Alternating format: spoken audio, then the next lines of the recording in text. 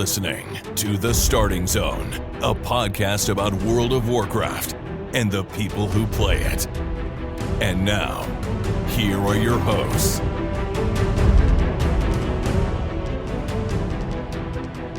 Well, hello and welcome to The Starting Zone, the podcast about World of Warcraft, the people who play it. Today is October 19th, 2025, and my name is Spencer Downey. Thank you so much for listening and subscribing to the podcast. I'm joined today, as always, by my co-host Jason Lucas. Jason, how are you doing on this fine Sunday?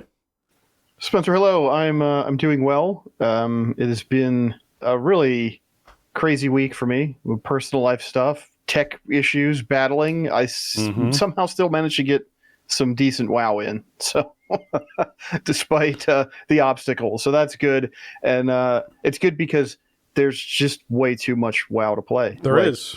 That's where I'm at right now. Like, I haven't touched alpha since the first week because even though I want to check some stuff out, it's just so low priority. I do not play WoW full time. I have many other things that I do full time. So, it just doesn't fit in the schedule. So this week I really wanted to get back into playing my alts and keeping season 3 stuff going. So I kind of prioritized that over Remix. But then once I got them done, I got into Remix a little bit. And so, just trying to keep my bases covered, do the stuff that I feel like is the most important to me and how I want to spend my time in the game. Because literally, like, I can't do it all. There's just too many options right now with where we are with. I feel like Remix came in really early in the season 3 cycle, and that pressure might get a little bit worse this week, actually. And yeah, I mean, obviously with Alpha spinning up and everything, it's like, dude, how do you prioritize that stuff? So I've just been kind of thinking about it and just going with what feels like it makes the most sense for me with whatever I want to do when I sit down to play. Because I know I'm not going to be doing it all. That's for sure. Yeah, it's definitely been an intense week for that, for WoW in general, as far as the amount of stuff there is to play. I actually haven't done Remix since Tuesday, I think was the last day I was in doing Remix stuff, because has just been like a slam of work for me outside of game, because my work stuff doesn't slow down for 2.5 more weeks. So I'm really looking forward to that beginning of November, because that's when stuff's going to slow down more and I can actually focus more on the gaming stuff. But for me, this past week has been get my Mythic Plus keystones in, so I managed to do that. I also was the group I'm running with has now pushed up to Resilient 15s, which means that now I'm running 15s, which means that I'm now working towards my Resilient 15s passively, because that's what they're doing now. So I'm at 3,267 IO now, or score now. I need a Halls 15. I currently have a Halls 13. That's 2-chested, and I have I need a Dawnbreaker 15, and then I'll have my Resilient 15s.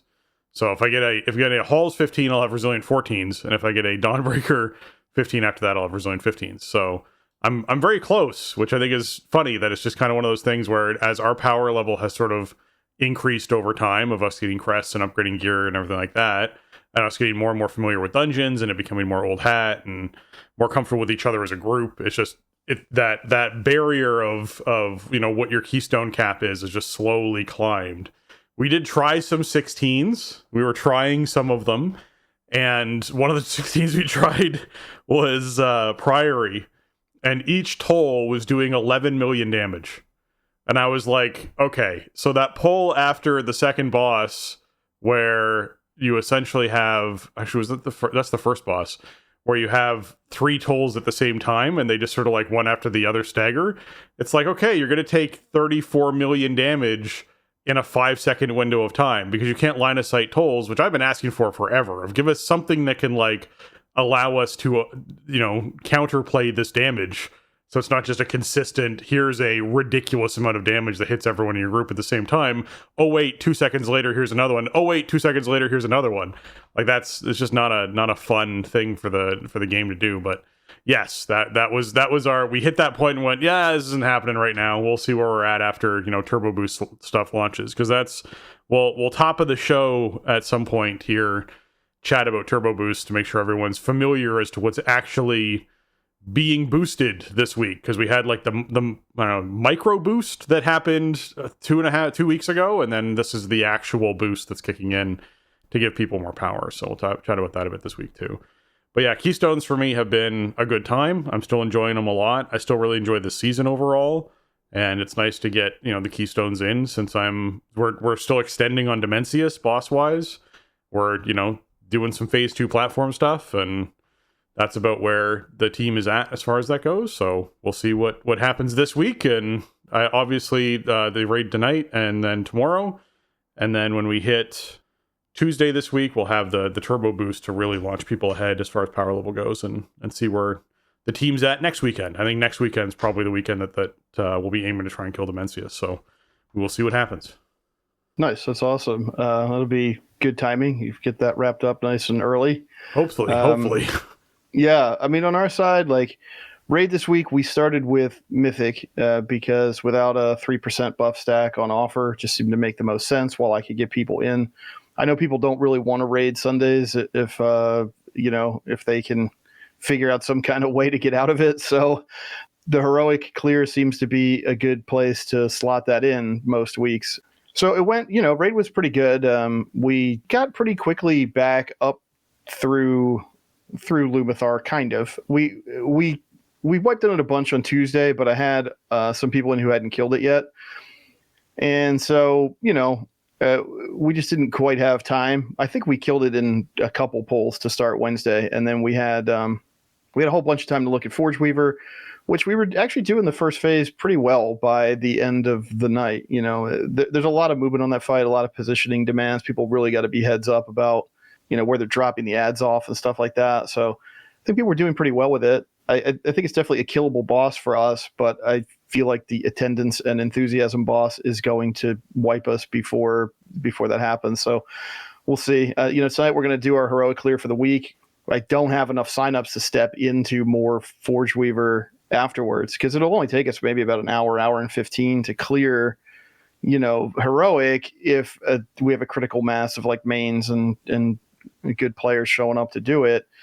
So it might just end up being a short night, which is okay. It's not the end of the world. We had plenty of prog pulls this week, and it's not like we're pushing for any particular threshold, but I'm looking at signups for next week, and it's looking a little dire. Like it might, at this rate is so fast, and we have so much power that, it could turn into raid week means about an hour of raiding pretty soon.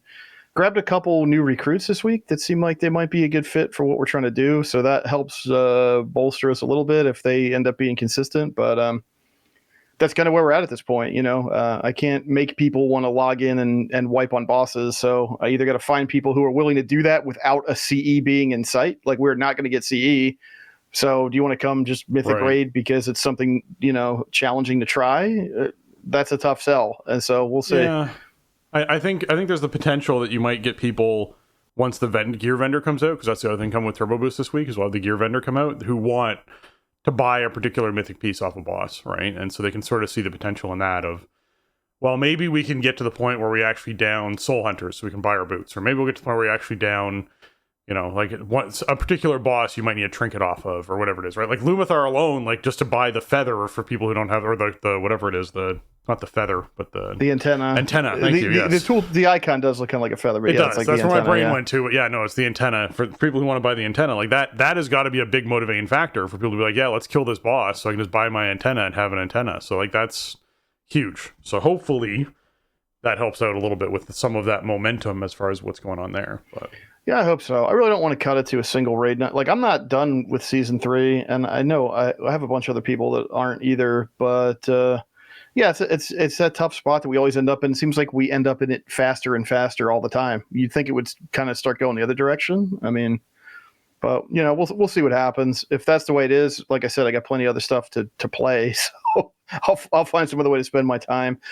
I did get my vaults done this week, or my dungeon vault done on the warrior by Wednesday night, which was tough because one of my normal dungeon crew guys was away this week. So I was having to swap in people left and right just to try to round out groups to do dungeons. But it was good. We're not pushing anything. The guy that I run with all the time, who mostly heals, but sometimes he'll switch off, he's just like, dude, I don't want to do 13s anymore either. Like, let's just do 12s. Let's do this fast. Let's get it done. So we did some of that, and then we had some people who wanted to do even lower stuff, just 10s or whatever for portals and stuff like that. And so that was cool. I ran with some people who I don't usually do keys with and helped them get some stuff knocked out for the season. So, it was a win-win. Like I mentioned, I went and got my alts going again this week. I got all their coffer keys, which is such a drag, but I went around and did it on the monk and druid. That was like what I did in WoW for one day this week was, okay, I got all the keys done. All right, I'll do some other stuff tomorrow. But yeah, I got their delves done by yesterday afternoon. So they're good. They're each just one hero piece short of being full hero gear. And it's one of them, it's shoulders, which is so annoying because I would love that good 4 set and then swap in the off piece with, slightly better stats than the set piece. Just can't get shoulders, can't get bracers on the other one, just weird pieces like that. So, once they're a full hero, then I don't know, that might just dial it back a bit. You got crests and everything, but I kind of just want the collection aspect and I want to be, able to get the full Mog. I did notice, I don't know, something is like bugged or working really weird with Hatterang, I think, on Bran. It seems to be the culprit. Stuff is just exploding in delves. Like the enemies just get deleted from very high health percentages. I'm not complaining about this. If it's unintentional, please don't fix it, because I was breezing through some of these. Like, doing 8 delves for 1 Toon's vault is kind of a drag. It's just, yeah. I feel like 4 for 4 is really the sweet spot, and that's probably what I could just be doing, but especially because there's not that much variety, right? And I do them solo, so it's like I'm just doing the same thing twice in a row. I got to do the same 4 delves on the same 2 Toon, or the 2 Toons I'm swapping between. So I appreciate, I love the ethereal transit network thing, and the portals that you take, and that just shorten the delve. Yeah, anything to speed up the grind is awesome. It seemed there was some weird interaction that was just killing stuff in delves way too fast, but I loved it. So hopefully it stays that way. Just a couple other notes for the week. I ended up getting I got the Myth Track neck from Soulbinder in my raid vault last week, and I figured I would just stick with the hero neck from Soul Hunters for this season. But I was looking at it, and there's so much verse on it. And I'm like way over budget on haste. So I figured, let me take it. I don't have any other good choices, so let me try it. And it's like, even with the haste loss, I'm still above 40% haste on gear, which is more than enough. It's probably still too much. It's like 10 percentage points of verse, not 10%, 10 percentage points, like going from, say, 7% to 17% verse on gear. And man, that difference was so noticeable this week in dungeons and stuff. Just like the amount of more damage that I'm putting out, and just the extra sturdiness from that damage reduction, like that was just a substantial upgrade. And part of it is because of the stat inflation at the end of the expansion. Yeah. It's like I can keep my bases covered with haste and wear a neck that has very little haste on it and still be comfortable with throughput and everything, and just like get that much power. So that was really cool. That was kind of unexpected. And beyond that, I'm just trying to keep some momentum going in Remix. I'm not playing it a lot, but I did finish a couple zones. I finished Azuna last Sunday. Then I didn't really play until, I don't know, yesterday or something. I finished Val'Sharah this morning. So, doing all the quests to get the infinite knowledge tick. So that, that's kind of my first initial thing, is I want to go to all the zones, do all the achievements to get the unique rewards, whatever the cosmetic is for that zone, and to get the infinite knowledge for all the questing. So, that's sort of my initial goal. And it's pretty fast. So, you can do a zone in maybe a couple hours, even if you're not going super fast, and the zone isn't Suramar. So I got High Mountain left for that, and then I'll just start chipping away at Suramar. I'm still not really feeling any kind of pull to spend time in there. I don't think it's super fun. Like, there's a lot of cool stuff to collect. They made some interesting design choices, but the moment to moment is just like, I don't love this, but I feel like it's worth doing for the benefits that are on offer. So it's kind of a weird spot to be in. I hope it starts turning around as I really start climbing the power ladder. Yeah, what I'm hearing from friends who have been really climbing the power ladder, who are, they've done their solo Mythic plus 30, they've done that stuff already, is you really hit a point where you jump about 100 eye levels in gear, and then you just start stockpiling ridiculous amounts of verse, and you can just solo whatever you want to solo. So it just becomes really easy to get up, do your loop. Your loop doesn't take very long because you're just running through it by yourself. You don't have to worry about queues or anything like that. And you do all 3 raids and all 3 difficulties and kind of run around to your stuff. And the fact that people are already hitting that point, now they played it a lot, but the fact that they're already hitting that point is a good sign, in my opinion, that people are able to, like, by a month from now, you have to picture the power level those people are going to be at. Like, it will be a really fun, very fast, they could be stacking speed on their character, etc., plow through all this content. So yeah, I think there's some good potential with where Legion Remix is going. You just have to get over that beginning hump, and that's what I was struggling with so much with Pandaria Remix. Is with Miss Remix, I never got over that initial hump of, hey, I'm trying to climb the ladder of power, and I haven't hit that mystical, magical point where everything becomes super easy.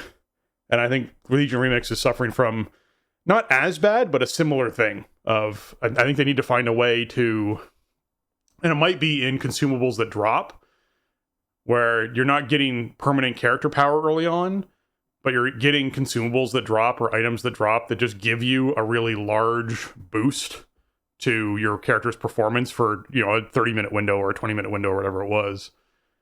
And that allowed you to sort of feel really powerful temporarily, because they need something to sort of make that on-ramp feel better, I think, for Legion Remix.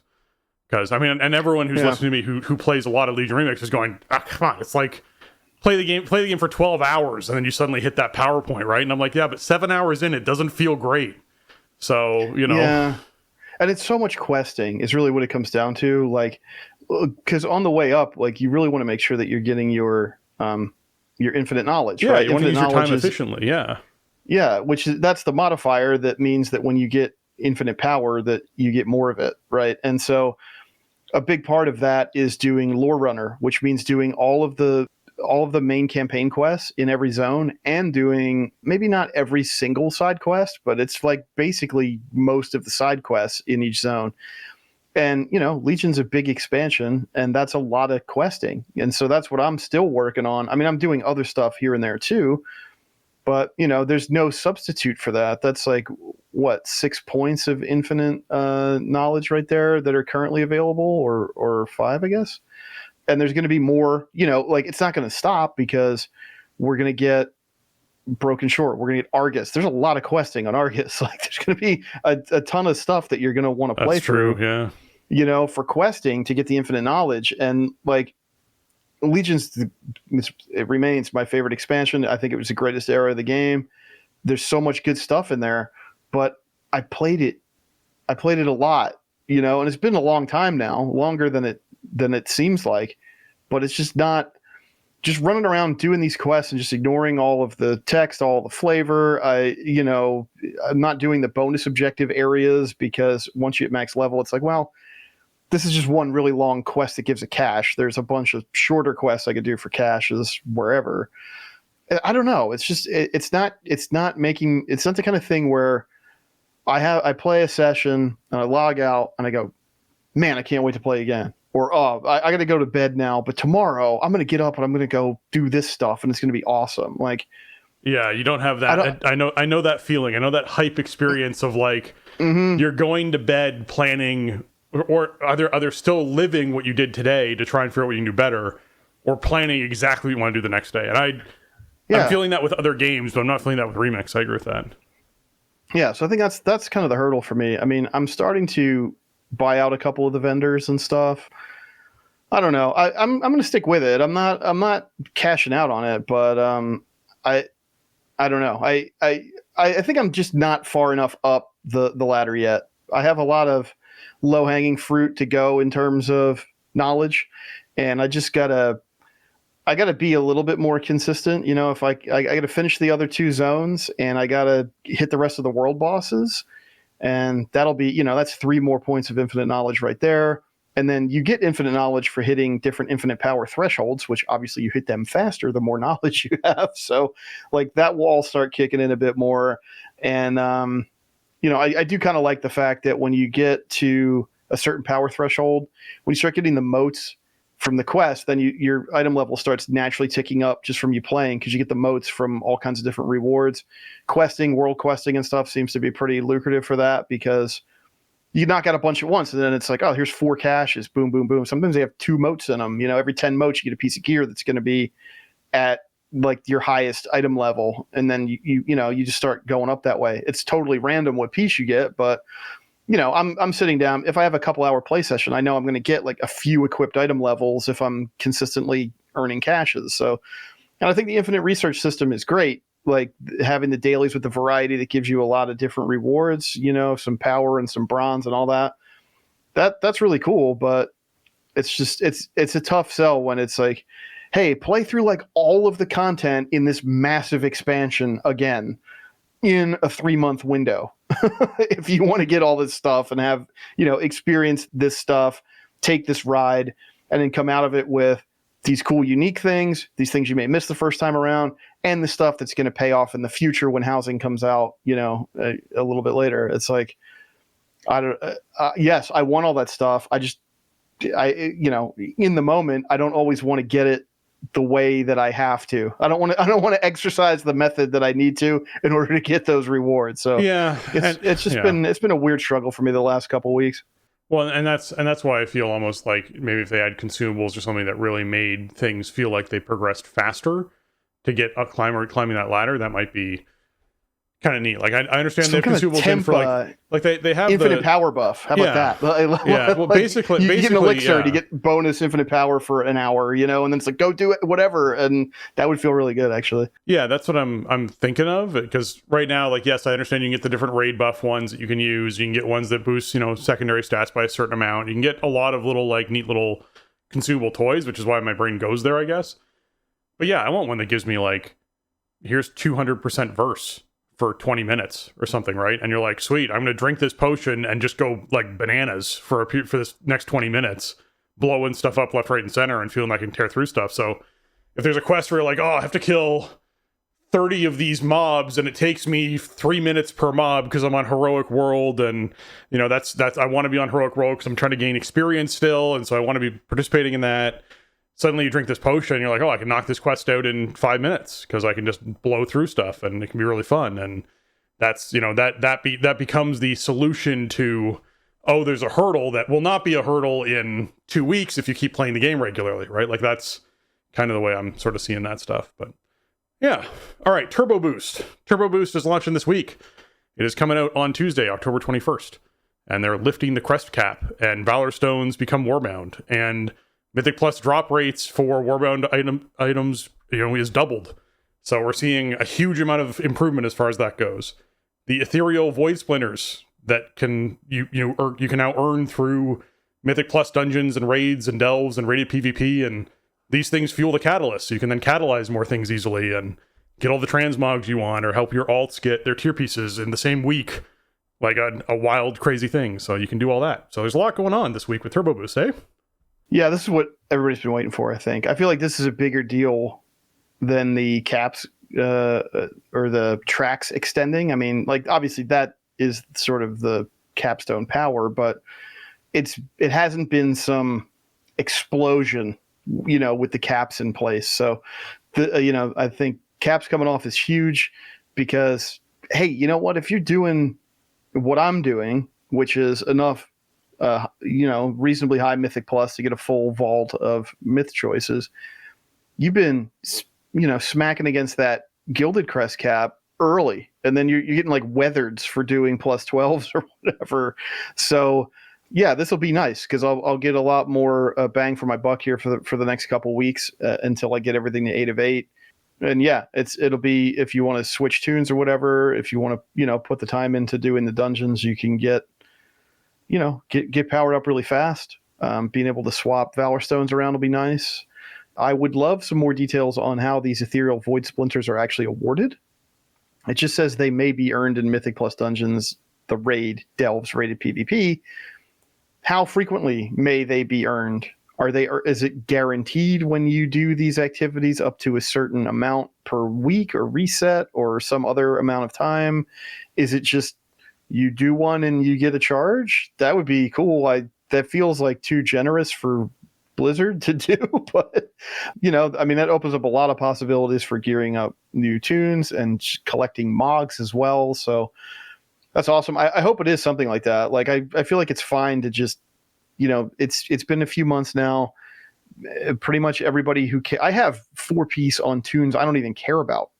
That's I think once you hit those initial like 8 catalyst charges or whatever it is, just let it go. Like, let it tick up more. So I mean, that'll be nice, but we don't really know how it works yet in practice. The chips is an interesting thing because they've kind of changed the way it works to award them. Like, you have to do at least normal.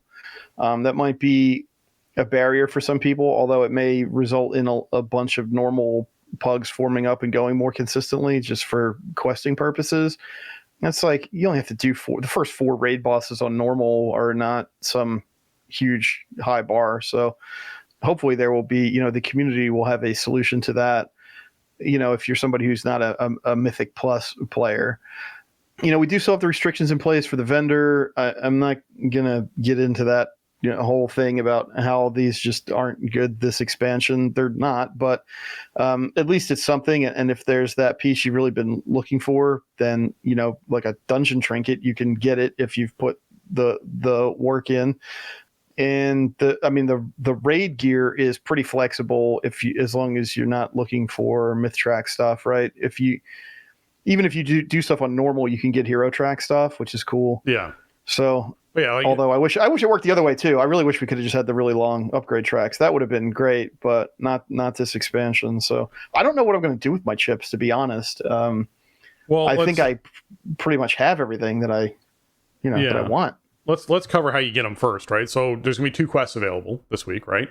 So first quest is a one-time only quest that once you complete it, you will get 3 chips. Those 3 chips can be spent to buy an item, same thing as last season. There we also have, obviously, the repeatable quest that's going to give you 1 chip, and that 1 chip will allow you to, over 3 weeks, get your second Puzzling Cartel chip, which lets you purchase your second item. And then there'll be a third quest that you pick up, and then that quest, obviously, you'll do 1 chip per week, and you'll get that third chip after 3 weeks after that. And if you're someone who has a character that's catching up, so if you're someone who's like, hey, we're 5 weeks in, let's say it's November 26th, right? And you just started back into WoW, you can essentially pick up these quests and complete them and pick up the subsequent quests immediately. So you're able to basically go, hey, I want to get my Puzzling Cartel chips right away. You can basically pick up the quest, run 4 Mythic Plus, turn in that quest, pick up another quest, run 4 Mythic Plus, turn in that quest, pick up another quest, and just do that until you've gotten all of your chips. So yeah, you don't need to worry too much about catch up. It's just built in right off the bat. So happy to see that as well. And then what about Delves? Yeah, it's Jason? a lot of work, but I guess the good thing is, right, if you get like a brand new tune or something, you're also getting all those crests along the way, which you're going to need a ton of. So it kind of works out. You'll have crests to upgrade your stuff, and then you can repeat the quest to get your chips or your chip, your catch up progress on the chip quest. So that's okay. I remember when it came in season 2, they didn't have a catch up initially, and it was like, what are we doing here? So that's good. And yeah, there are some delve changes. I guess it's just going to be a permanent increase for the rest of the season, rest of the expansion for Delver's Journey progress and crests earned after delve completion. So that's good. If you're still working on Delver's Journey, this should get you. I mean, at this point, we're a couple months deep already, and if you've been playing somewhat consistently, I mean, I've been done for weeks, but I do a lot of delve, so this will help you get that last little bit. Or if you're coming in late, it'll speed you along. There's some cool stuff on the Delver's Journey for sure. You want to get it done. The extra crests will be nice, especially for like my alts that really, this is the only thing they do is delving. So just having some more options for the upgrade currency. And then also that along with this is a buff to Delver's Bounty, which is when you get the map, either from finding a map in an end of run chest or either getting attacked by Kaiveza or getting the courts to summon Kaiveza, and then you defeat. Well, she runs off, and you get the cache that has the map in it. So yeah, just more rewards from that. More companion experience also from Delver's Bounty if your brand isn't maxed out. Chance to get champion 1 of 8 warbound stuff from tiers 9 and above. That's pretty cool. And that might make me go, I'll do some 9s instead of 8s to fill up vault. I'll do my 3 11s for the gildeds, and then maybe I go 9s, because getting some champ gear to distribute around at the end of the expansion would be pretty cool. And then there's also something called untainted mana crystals that will be in bountiful coffers. And I guess you got to be at least rank 3 to start seeing these, but I would imagine that many people are above rank 3 by this point. You can trade these to the trinket trader at the end of run for hero track versions of the trinkets, which is good. And like, it's just funny because of the amount of pain that the delve trinkets inflict on me psychically on a regular basis.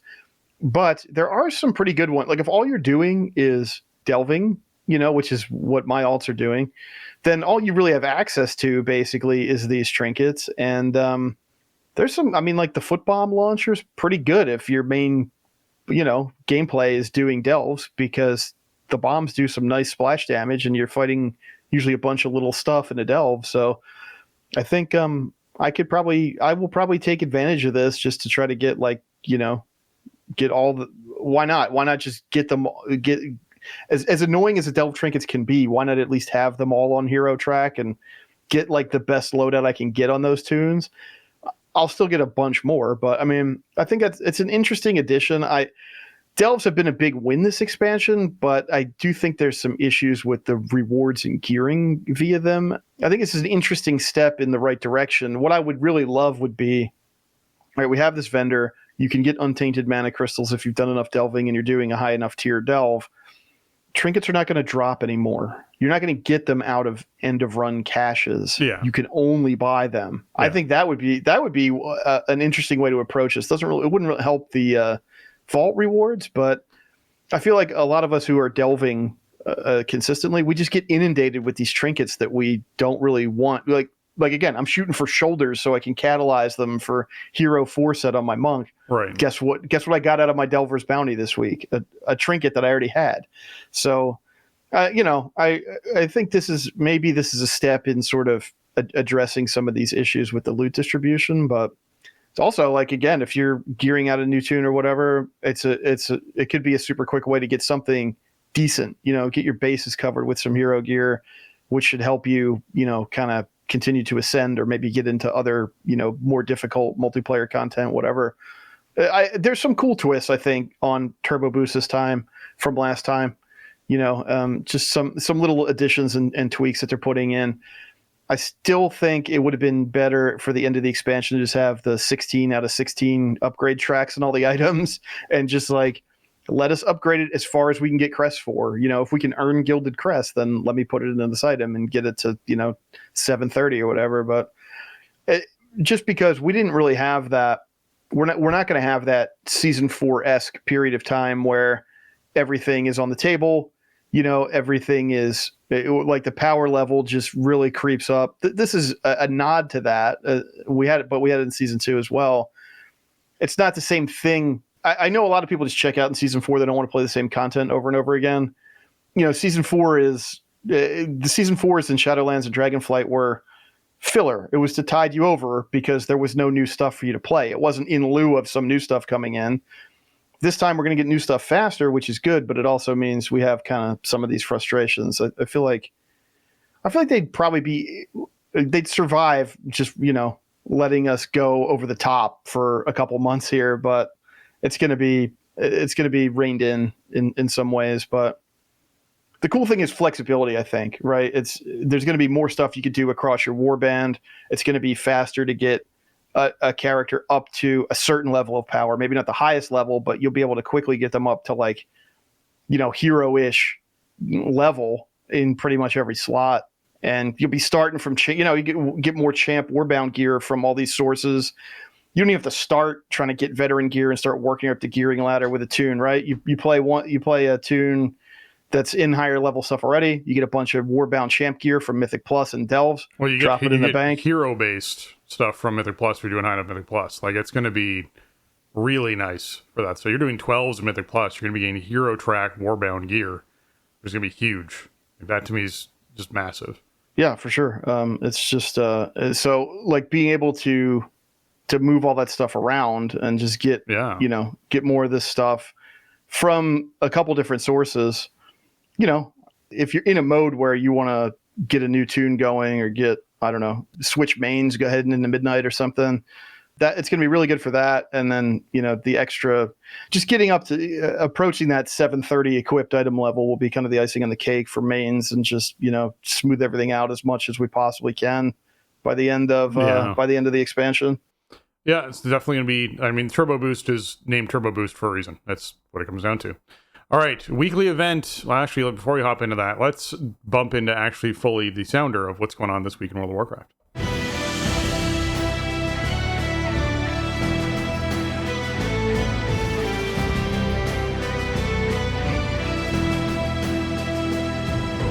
Okay, the Battleground bonus event is this week, meaning the sign of battle buff is up for Battlegrounds. The honor gains from Battlegrounds and objectives and wins are increased by 50%.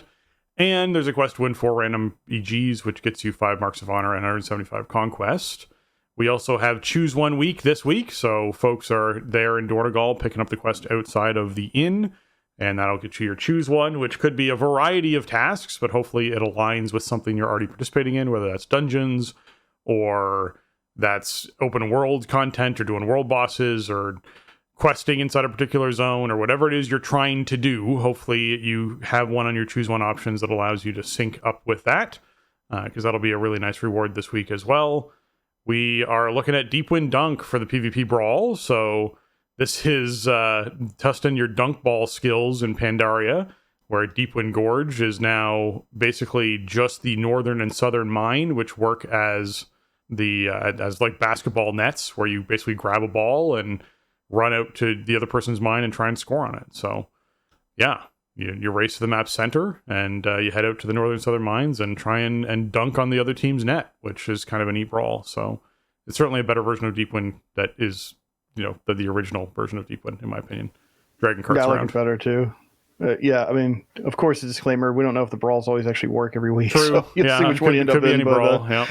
I think, that's... this is one of the ones I always like the best. Like I haven't done brawls consistently in a long time, since like BFA probably was when I was doing them the most consistently, because I was doing a bunch of like world PvP stuff and whatever, and so there were various rewards I was kind of getting. So I would usually do weekly brawls, but it's been about that long. But this was always one of the ones I liked the best. I just thought the rules were really cool. It was a fun twist on the map, and I don't know. I like this one better than some of the other ones. Sometimes it's just, I don't know, a pretty simple twist on an existing map. This is just like a different mini game inside the map, and I think usually those come off better. Yeah, the world boss obviously is still up of Reshinor, the big dragon that you can go and slay. That'll get you some 688 high-level Warbound loot, and if that's something you're looking to get, then you can do that. And if you're killing other world bosses, there's also the Godfather dropping some Warbound stuff, and then they actually have still that rotating first world boss of Orda is up, the Broken Mountain, the giant in Azkahet, where you can go down there and get some 603, which is not going to help you very much item level wise, but maybe you're trying to either do your choose one and you chose world bosses or whatever it is, but be sure you're just aware of which ones those are. Mythic plus affixes for the week we believe is going to be Voidbound, so if you're doing anything below 12s, then you're going to be seeing some Voidbound emissaries spawning, and these are the mobs that you have to just, DPS down. You have to DPS through their big shield, and you have to pop the mob itself. Touch of Death works really well. There's some really good ones here, but yeah, in general, this gets you a big versatility and big cooldown reduction buff. So this is my favorite week if I'm going to run anything below 12s. You're talking about people wanting to get their 10s done. Voidbound is my favorite week because I love the cooldown reduction. I love the versatility gain, as you just talked about, even getting 10% versatility. You can feel it in your character in a big way. So getting 20% for 30 seconds, and this ad spawns every minute, which means basically for half the dungeon, you can have 20% more versatility and 30% cooldown reduction, is really nice. So take advantage, DPS down this ad. It can be irritating. It can spawn in bad locations. It can run around a bunch. It can be really inopportune when it does spawn. And if you don't kill it in time, it does give a buff to the stuff you're in combat with that makes it take reduced damage. So that sucks. So be sure you're killing this mob for sure. Yep. It does have a downside, like you can't ignore it, but it's pretty easy to deal with most of the time. So good affix, it's very straightforward. Like there's a new enemy here. I have to kill it. And yeah, the buff is really nice. So it's a good week. If I don't know, who knows? Maybe I'll step in and do some more dungeons with affixes this week. I'm pretty sure this is going to be the combo. If we're coming from a Pulsar Fort week, it should be Voidbound Tyrannical, but the rotation's been kind of inside out. So if it ends up being like Devour, then apologies. I can't get a handle on this season 3 rotation schedule. So Yeah, there we are. But yeah, I don't know. It's definitely Voidbound is like as simple as you want an affix to be. Hey, here's a new mob every minute, whatever, 45 seconds. Kill it. Get a buff from it before it does something that you don't want to have happen.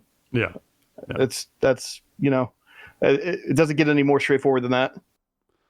And then Hollow's End has kicked off. It's live now until November 1st. So if you're someone who wants to be, going out there and getting your tricky treats and whatnot, there are some new things this year. The Headless Horseman event boss is dropping Headless Horseman's Ghoulish Charger as well as the Ghoulish Armor as options.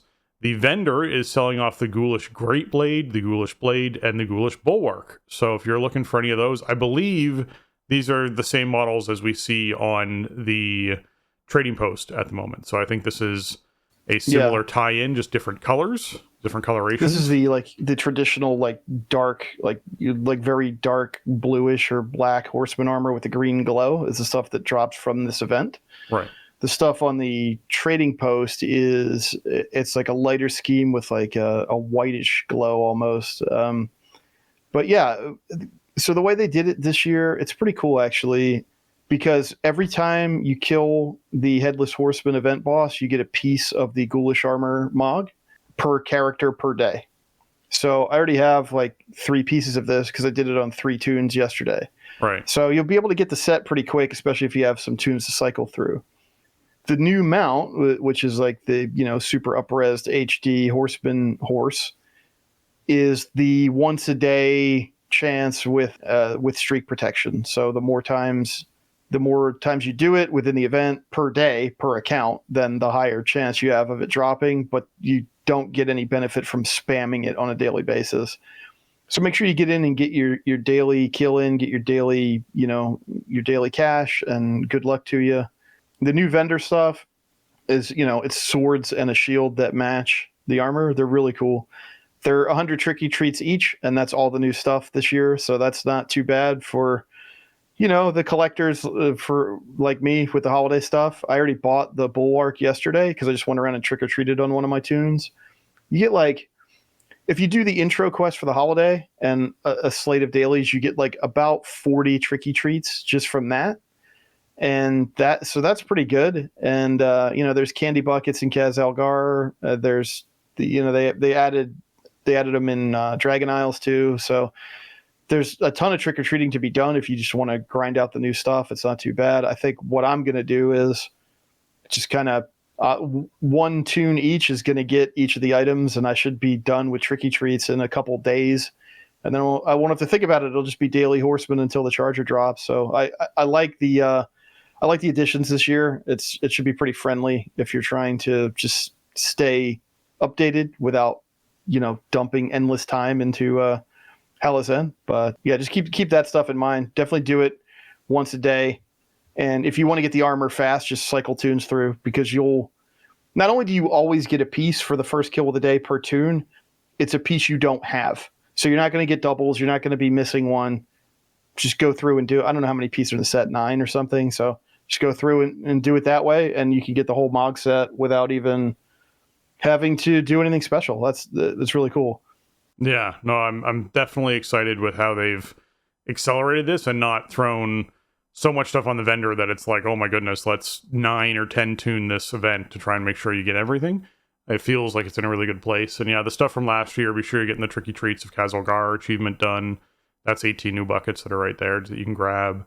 They had the Harvest Golem set. If you're somebody who didn't pick that up last year, I made sure I got it because it's really neat, that Scarecrow armor that you can get. So be sure you're picking that up as well. That's from last year.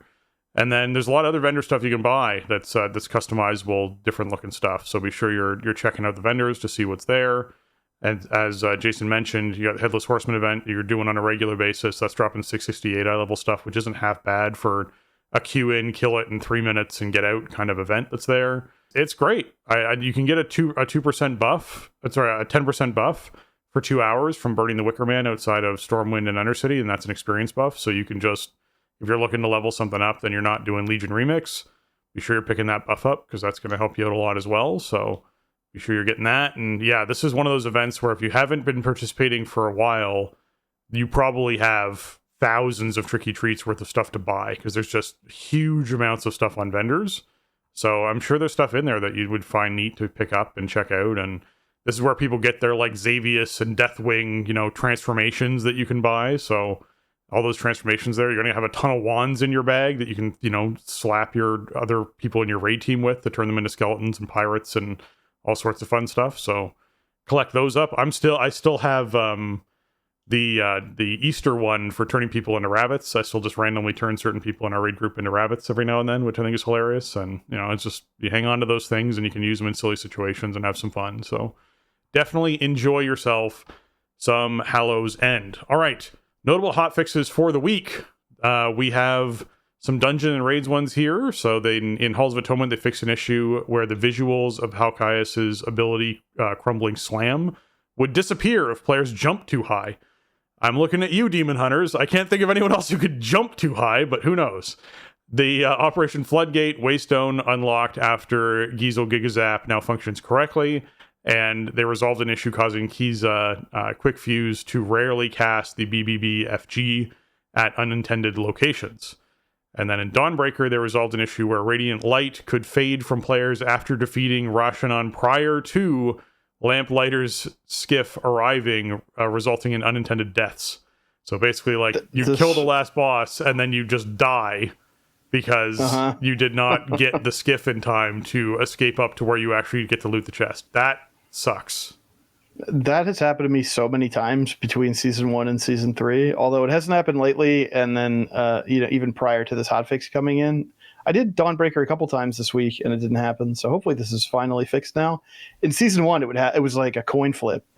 I was always getting killed on my way out of the dungeon, which was just kind of funny.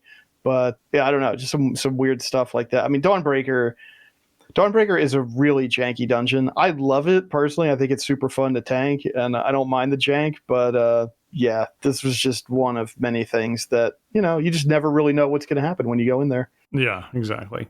As far as Legion Remix goes, there was a huge slew of notes that came out of things that they were looking into and fixing.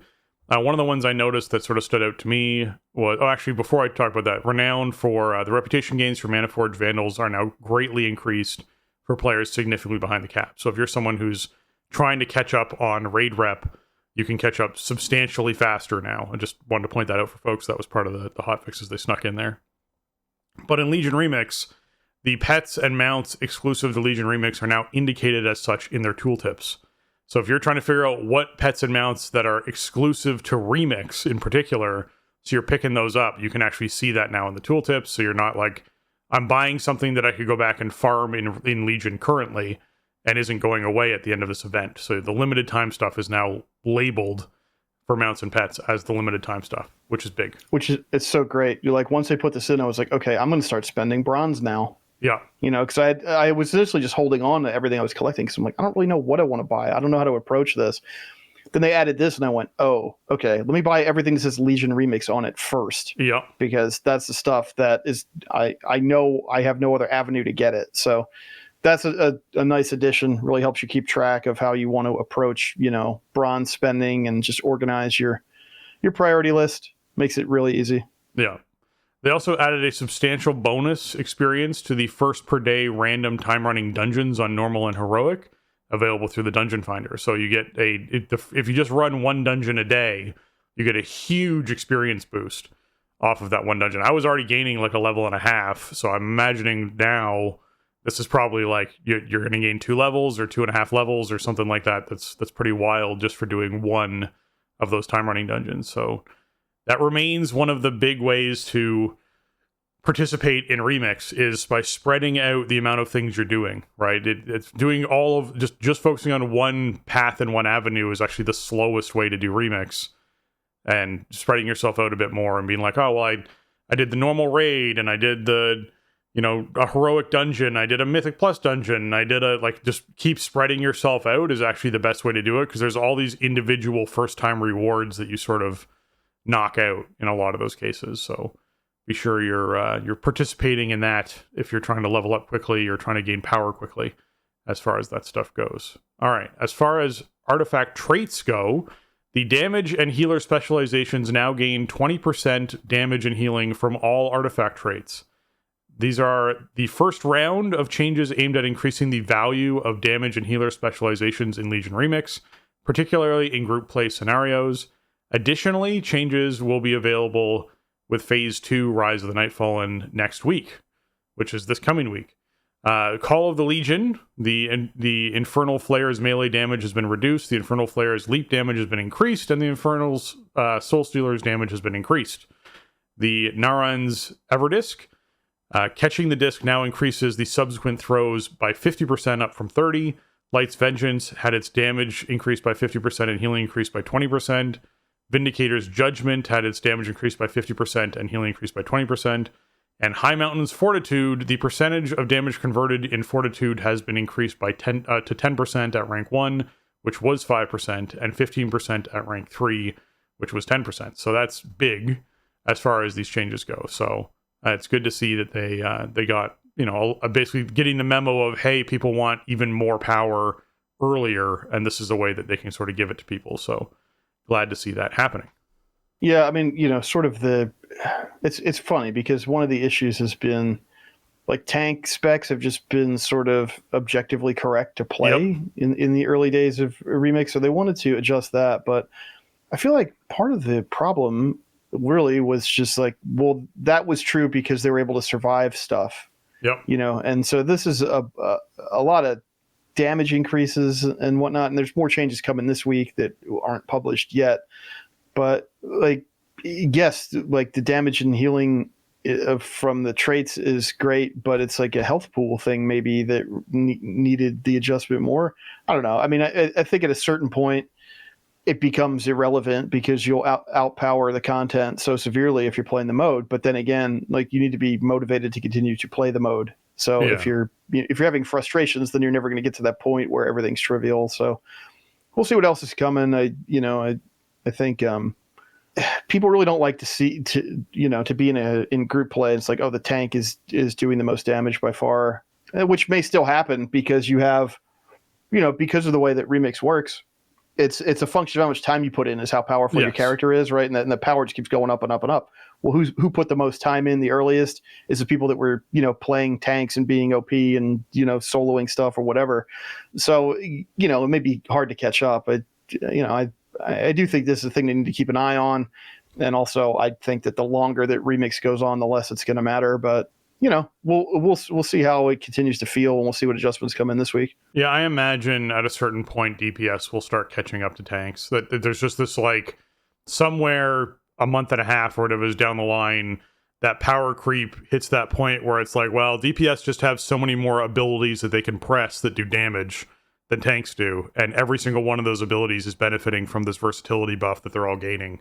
So at a certain point, they start overtaking, but it'll be interesting to see, right? I mean, if you have, 90,000 more versatility than the DPS, you're going to out DPS the DPS because every button you press just does so much more damage than anything the DPS could do. So yeah. All right, infinite power adjustments. This is a post that comes in where they say, "Greetings, time runners.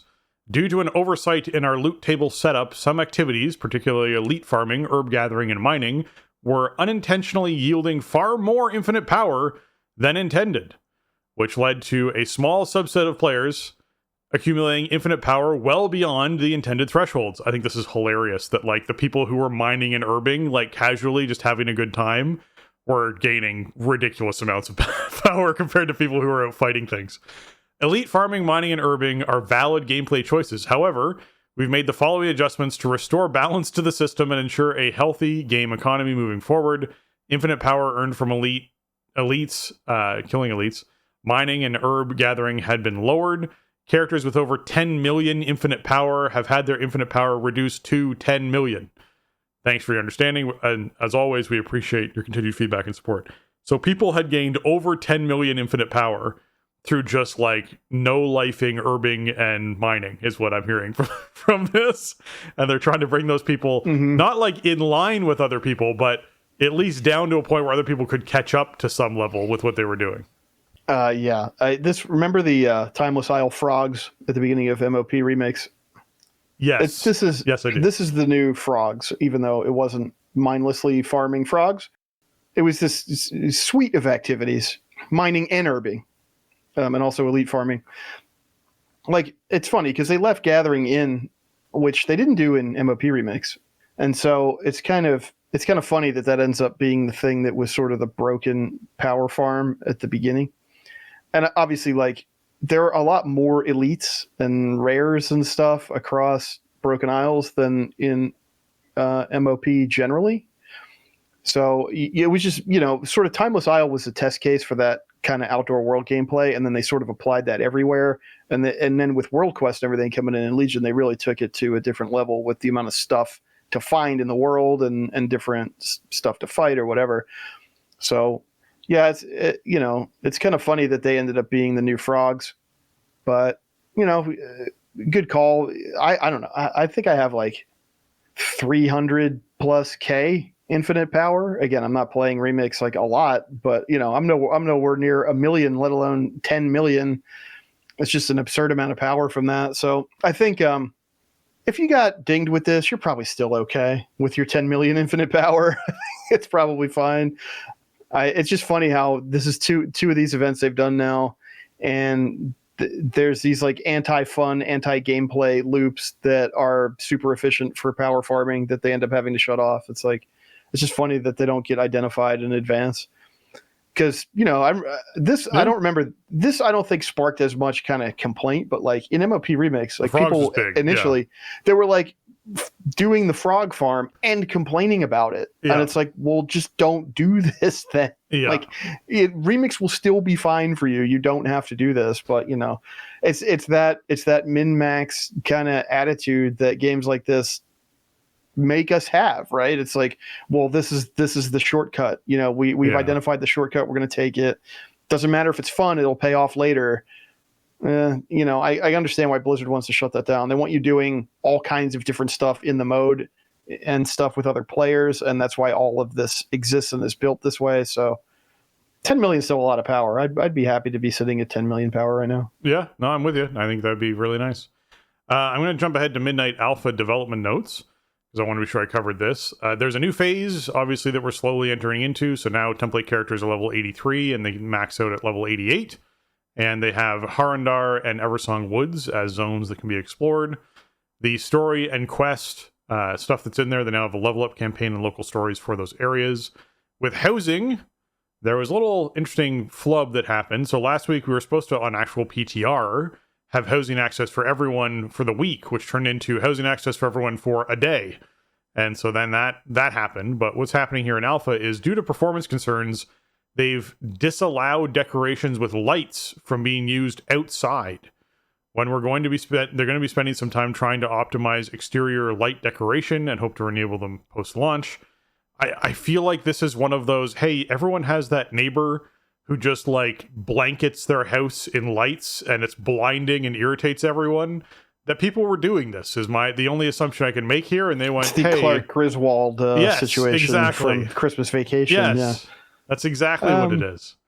Maybe. I don't think it was I think it was more of a technical hurdle, but I get your point. Like, I mean, obviously I think I do think they should allow some like exterior lighting and stuff, but it might be really tricky because like you don't want somebody trolling the neighborhood because they've used all of their exterior item budget on putting light sources everywhere, and then it bleeds over into other people's plots or whatever. So it might be tough to come up with a tech solution here that really works. I do think like most players are probably going to want to put like a light or some kind of light source, outside of their house, right? Like have some kind of lantern or something that at night or whatever. But lighting in video games is very important, right? And the way they do exterior lighting in WoW is done for specific reasons in different zones. And so letting players impact this in a shared space might be kind of tough. So obviously, like, this is just the very beginnings of a huge new feature for all time in this game. And also, it's got to be like, I could definitely see a potential massive performance load if too many people are putting too many light elements like all in the zone. So these are hurdles that we have to clear, and the answer may be that, like, they're just shut off for a significant period of time. Maybe they come up with some kind of solution and these are up for testing sooner. Maybe they make it in for launch. I don't know, but that's the kind of thing I never really would have thought about, as a player.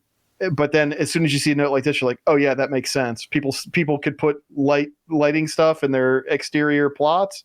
Oh, well then everybody did that. And then the server started chugging because of all the, what happens in a lot all the elements. Yeah. What happens in a lot of survival crafters is you'll stand in one place and you'll look northwest and you'll be like, everything's fine. I've got 70 frames or 65 frames or 120 frames, whatever it is your computer normally processes WoW at. And then you're like, oh, I'll look southwest. Oh, it's the same thing. That's great. Now I'll look northeast and suddenly it tanks to 15 frames per second. And you're like, well, what is going on? Why do I suddenly drop the majority of my frames when looking in that direction? And you just travel in that direction. You're like, oh, it's the Griswold's house. That's why I can't do this, because I literally walked up on a house that is just got so many lighting elements that my computer hates it, and it just hates it. And you don't want that experience of you're running around your neighborhood and every time you look east, suddenly your computer starts to chug, right? And that's what happened, literally in Dune, in Conan, in all of these survival crafting games that exist, where people are building houses and building structures and developing on them and putting down light sources and putting down glass, and glass has reflections and how that works, and there's more shadows and et cetera, et cetera. As that happens, you affect people's performance of their computers and how it can handle it. So you need to be really careful putting this stuff into the game and how people play with it, because it's totally unregulated in the games I've listed, except for on private servers where admin teams of players decide what the restriction is for people, and they will go in and remove stuff from your base if they feel you are building beyond the limits that they have set as players inside of that area, which you can't do in a neighborhood unless you can somehow vote people out of your neighborhood.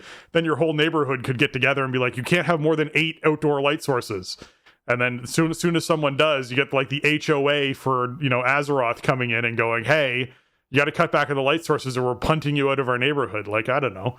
It's a weird thing to try and manage. So yeah, they need to solve that one, because you don't want a situation where you're like, it's so beautiful here unless I look east, and then suddenly my entire computer explodes. So I just have to always travel without looking that direction.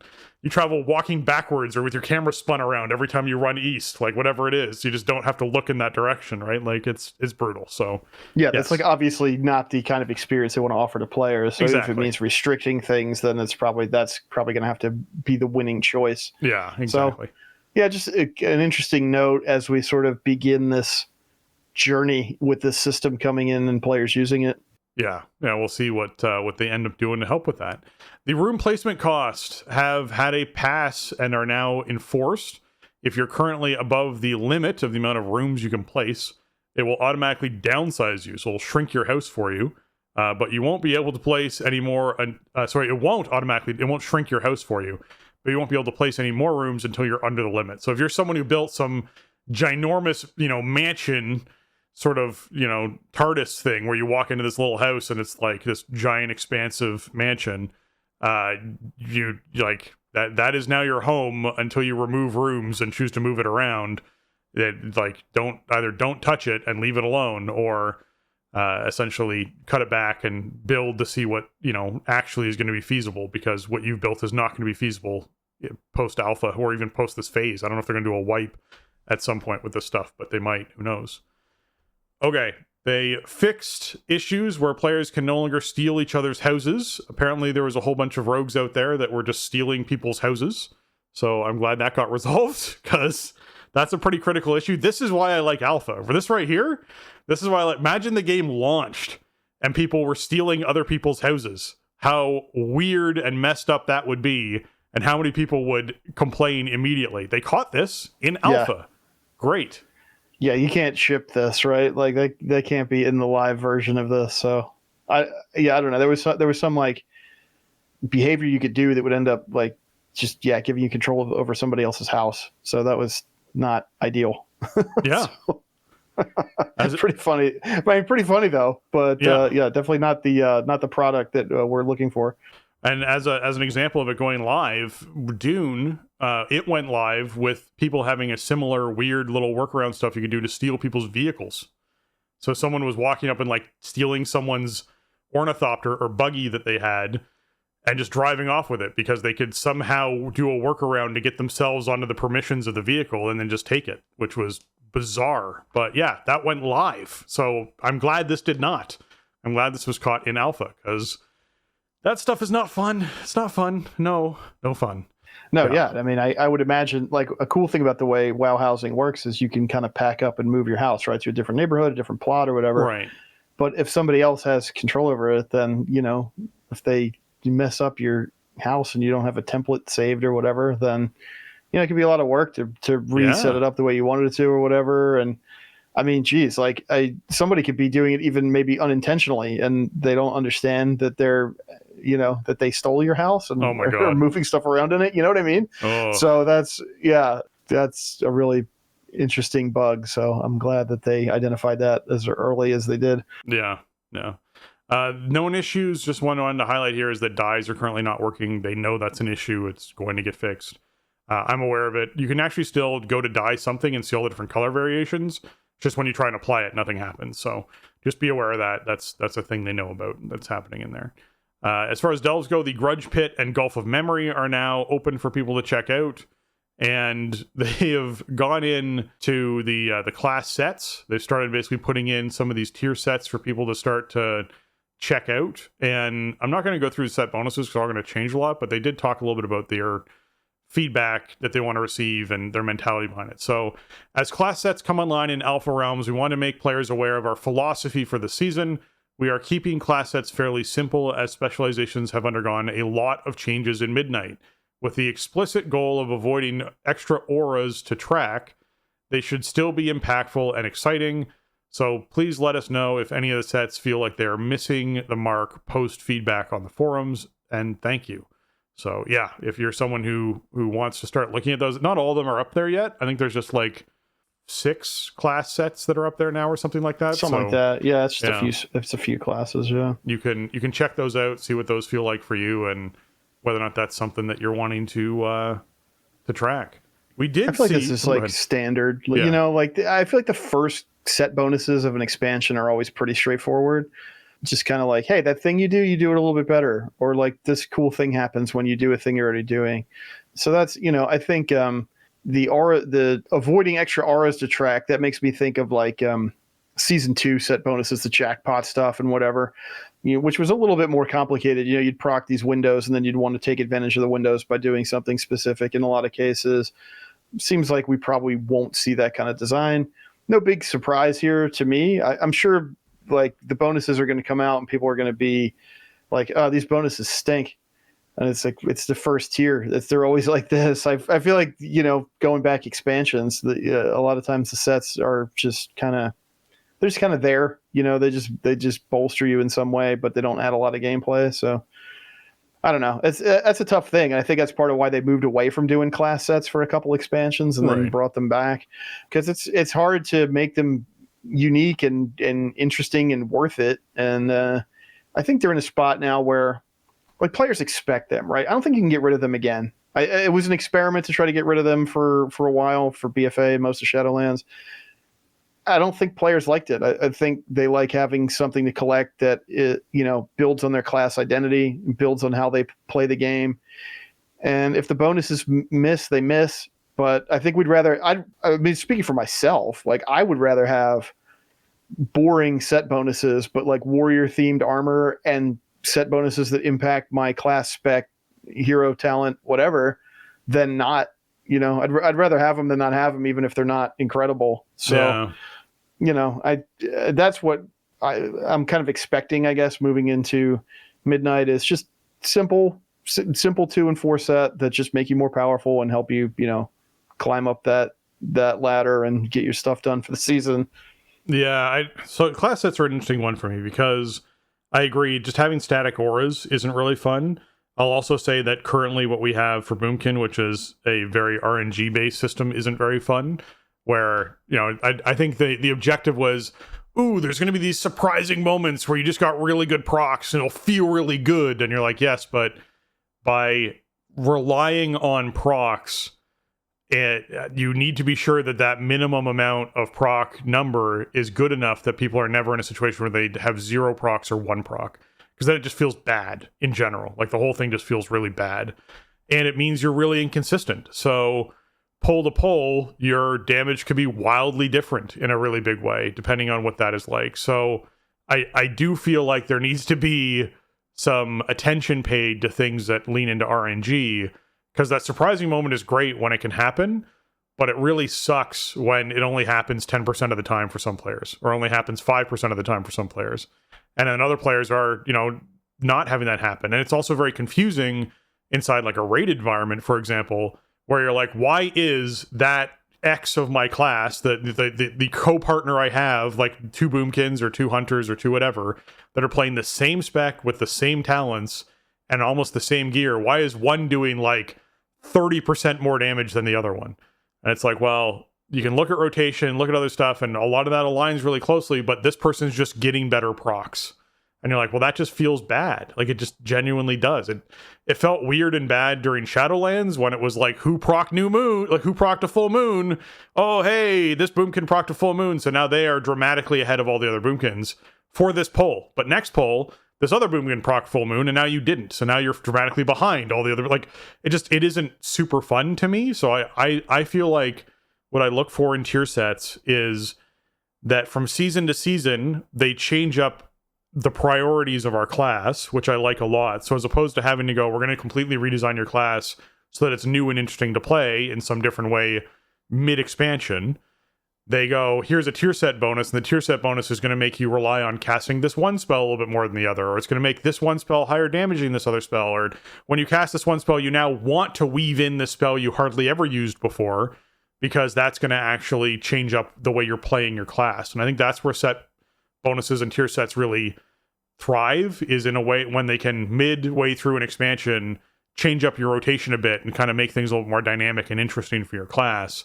It's just about being sure that you find the balance between that change mechanic that feels good gameplay wise with the RNG of, hey, I want to create a surprising moment that's powerful, but also not just the static sense of, hey, here's a flat damage increase for your class, right? There's that balance in the middle of, we've made things more interesting casting wise, rotation wise, and there's a neat little surprise moment that can happen, that sort of punches up your class a bit, but it's not so inconsistent that you feel bad playing your class because you never get that proc thing to happen.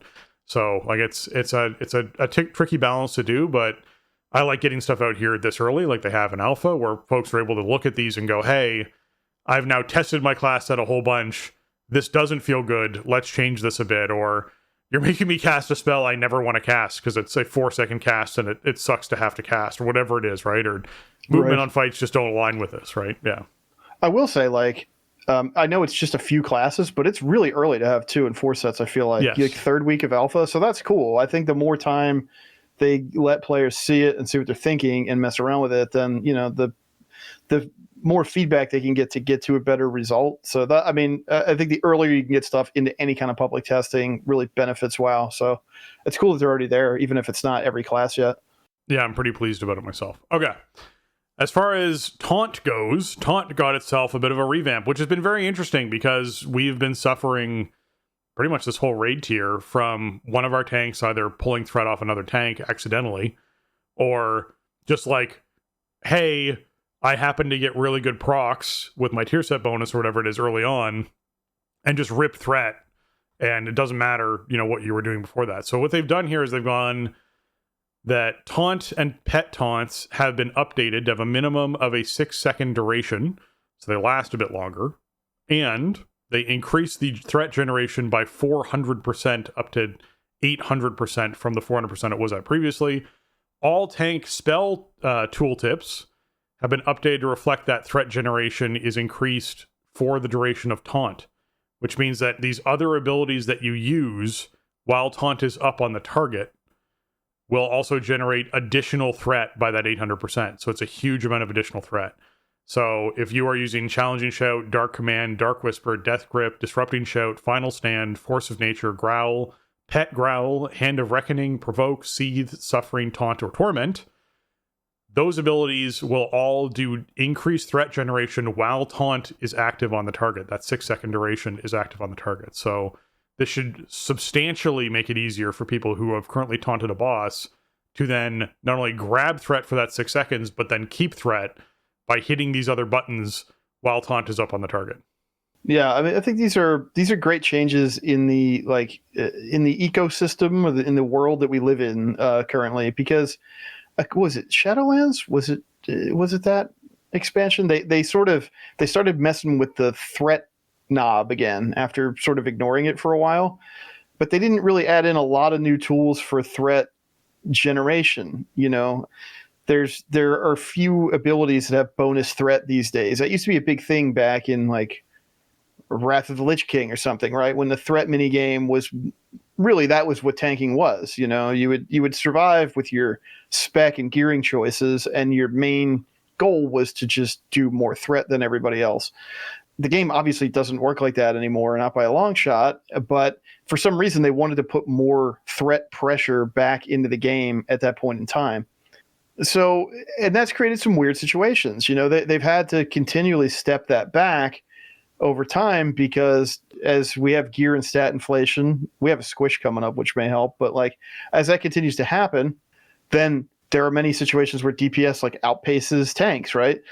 And then it's like, well, now we got to manually buff threat generation a little bit to keep tanks out in front. I was concerned about this coming into this season because of the cloak, right? And the cloak proc for DPS where tanks weren't going to be doing more damage via their cloak ability. It's been okay, but I feel like having these options for snap threat and like big threat generation is going to be really good and more comfortable for players. Like, again, you don't have the tools, right?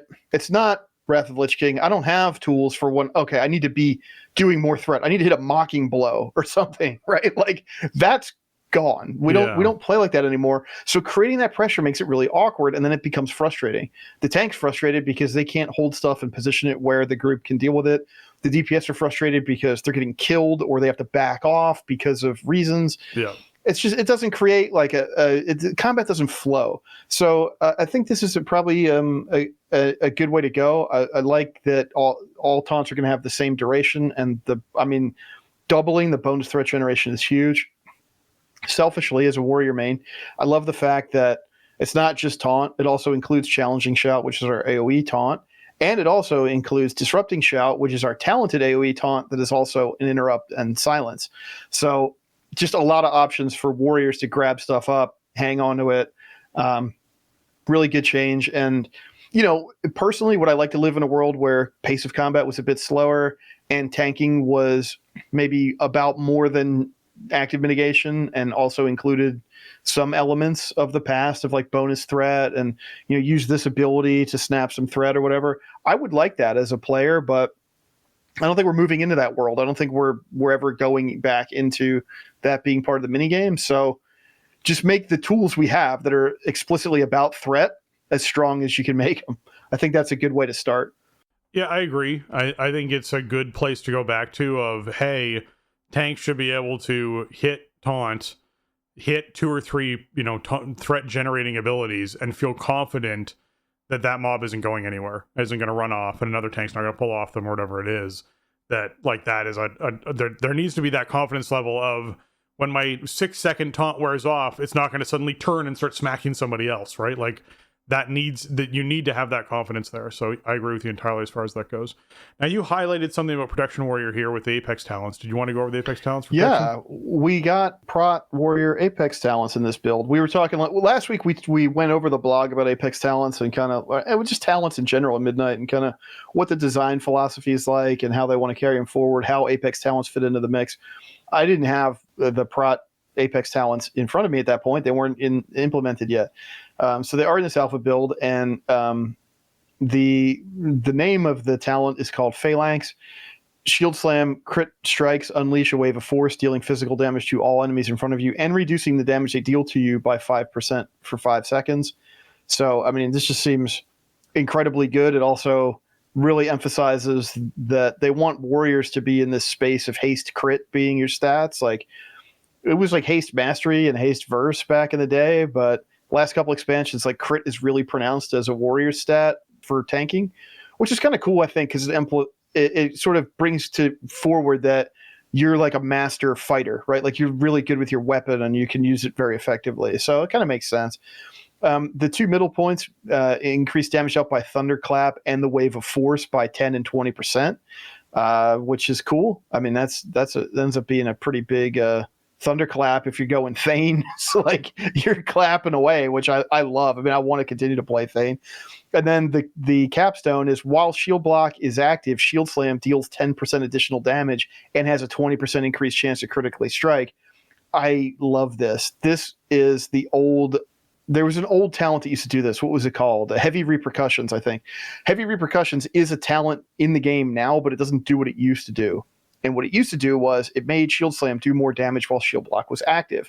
So it really informed your play, right? Like obviously you want to maintain high Shield Block uptime, but you really want to make sure that you had it up before you started landing Shield Slams. So with this talent, like you're definitely going to want to do that because you're going to get more damage and you're going to get more crit chance, which is going to mean what? Harder hitting Shield Slams even more, and also more waves of force being triggered from Phalanx.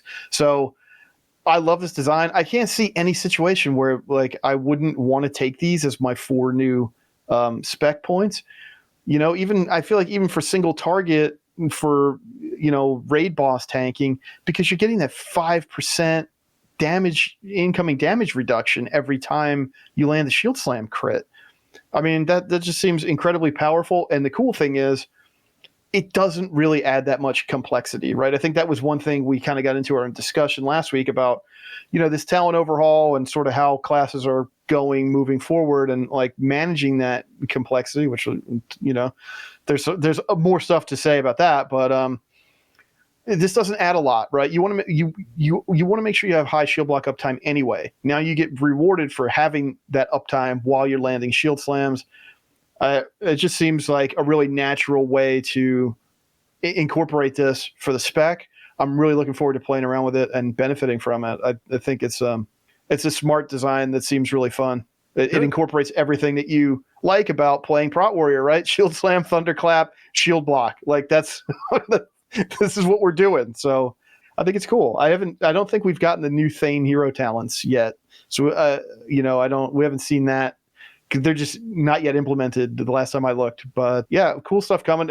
If this is an example of, you know, how most Apex talents are going to be, where it just rewards you doing what your spec is designed to do, then I think, you know, for the most part, it's going to be a no-brainer to put your points in there in most gameplay situations. Yeah.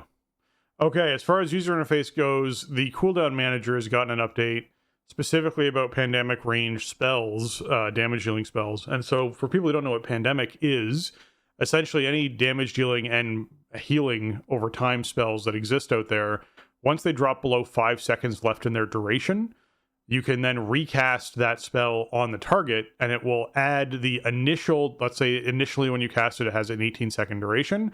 It'll put 18 seconds onto the remaining time left of that.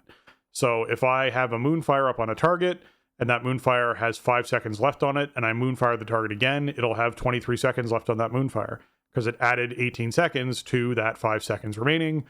That's how Pandemic works, so that you can maintain your dots and hots for Druid as well. Same thing works for 5 seconds left remaining on a Rejuve. If you cast another Rejuve on that target, it will refresh the duration of that rejuve plus the remaining time, essentially, that existed on that. And it's just called being in pandemic range, is what they call about that. So now for the cooldown manager, when an essential or utility cooldown element is in the cooldown manager, enters pandemic range, a red box appears around it. Players can manually add a sound notification when an essential or utility cooldown element in the cooldown manager enters pandemic range. This can be accessed via advanced cooldown settings, right-clicking on the spell, new alert, selecting pandemic under the category. The cooldown manager setups for different specs are still in progress, so essential elements for all spells with pandemic may not be available. Here's my one concern with this. When I track pandemic stuff for spells, it's because I cast them on so many targets.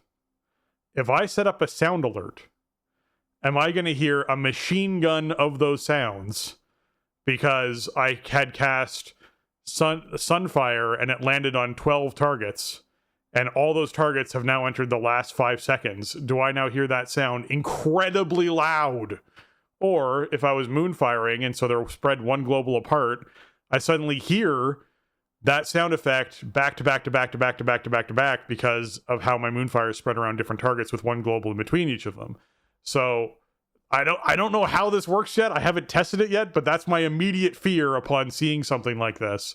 Is what I like, what I have right now, and this is where the cooldown manager needs to work with nameplates, is my nameplates for targets will glow around the debuff. So I have basically the nameplate bar that has health and mana, and then below that is the cast bar that happens when the target's casting, and above the health bar is the dots that I have on that target. And when one of those dots enters pandemic range, that dot will glow, and I will just recast that spell on that target to make sure that I've refreshed that spell while it's in pandemic range, and it will then stop glowing and have the cooldown timer shown on it. I don't want to track my pandemic spells on a cooldown weak aura tracker bar in front of my character unless I'm only fighting one thing. And then it matters. But otherwise, I really wouldn't want to have that happen that way. Now, it might function that it only shows you these elements when you're targeting a target where the debuffs have entered this range. That's something you can do with weak auras, is when I look at this target, I want these two, boxes that I have on my cooldown manager to light up as this is the duration left on Moonfire and Sunfire on that target. And when I switch targets, it'll then update what that information is for the new target when I switch targets. That might be what they're talking about. It's not clearly described here, but we'll have to find out, because the last thing I want is one really loud noise or a whole bunch of noises happening at the same time if I choose to enable this for pandemic stuff. Yeah, like I think it seems to me like what it would do would probably be to play the sound alert, 5, 8, 12 times, whatever, as stuff started hitting that window, which would not really be super helpful. I feel like, having some kind of visual element to track it is probably necessary. I am interested in the sound alerts coming in with Cooldown Manager. I have been using Cooldown Manager in 11.2.5. I am trying to wean myself off my tracker weak auras and just get used to it. And it's going okay. There's the buff tracking is fine. I need some resource tracking. I just need a number that shows me how much rage I have, and that's an element that I have with a weak aura that is not as easy to do with the standard plates.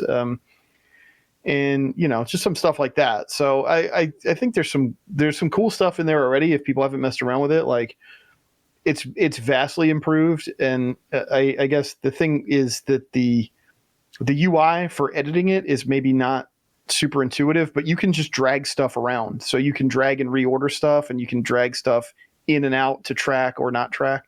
So you can just set it up to just show certain buffs or whatever that you want and put them where you want them to be.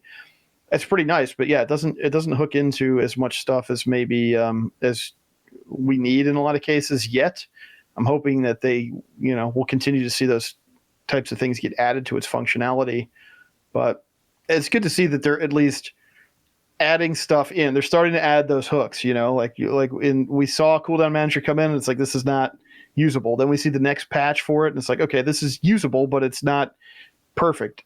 It's not going to replace everything else. And then we see, okay, what's coming in with these new features, sound alerts and the pandemic notifications. Great. We've got to just keep moving forward and giving players the flexibility to put stuff into a space where they want to see it and hook it into other elements of the UI just to give players that much more information. So, it's gonna be a process. This is why when we were talking about the add-on thing last week, it's like, I don't know why Blizzard wanted to put this kind of pressure on themselves. It's just a lot to deliver in a tight window when you could just say, hey, we're going to keep working on this and we'll let WeakAuras hook into what it already does. Yeah, it's a tricky thing to own, right? I don't know why Blizzard was so keen on owning it so early, but they are. So we have to see what this ends up looking like. Now, that said, the next part of the notes does say that they're loosening restrictions on add-on communication and chat to allow add-ons to communicate when not in an encounter or on an active Mythic Plus and PvP match. So they're keeping that in. They're also loosening restrictions on add-ons to access ability cooldown information to allow access when not in combat for a PvP and Mythic Plus match. Adjusted the add-on access to buff and debuff information to match the restrictions on ability cooldowns, and added several new APIs to allow unit frame add-ons to show health and power values accurately. They improved the ability for add-ons to format secret values into strings, and a sort by option has been added to the filter dropdown in the, this is totally separate, but in the house chest, as well as currencies can now be used directly as reagents when crafting orders. So those things were added too. But yeah, no, the important thing is they loosened some of the restrictions again on add-ons. So we'll have to see what that ends up meaning for some of these add-ons that are happening out there. Yeah, I mean, considering what they're saying, I don't think it's going to make much of a difference to some of the plans in place of the, more popular add-on authors. Not the key part of a lot of these changes is when not in an encounter or active Mythic Plus PvP match. Yeah. I don't think players care about, obviously there's out of combat add-ons and stuff that people like, but the main concern here is the in combat stuff.